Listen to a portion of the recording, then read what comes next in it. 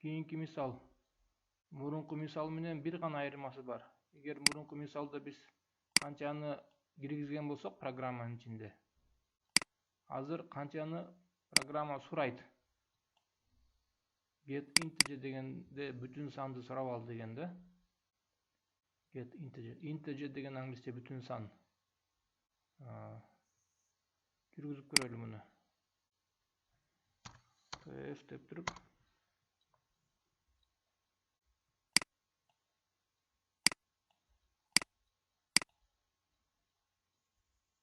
Азыр башында канчага майдылайлы деп сурайт. Мисал үчүн 8ге майдылайлы.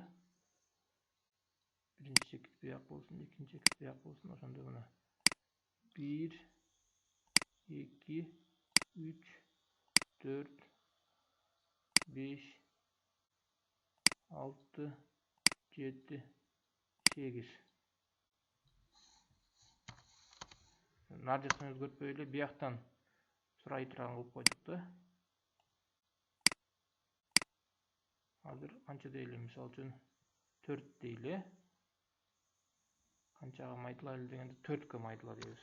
4 майдыла дегенде бияктан бияка чейин болгону мына 1 2 3 4 болуп атат. Эгер өндүрүштү ушундай абалдан көтөрөм десең жана өзүңө ушундай келечекти каалабасаң, анда 9 же 11 бүткөндөн кийин Бишкек жана Ош шаарларында Кэдис колледжине тапшыр.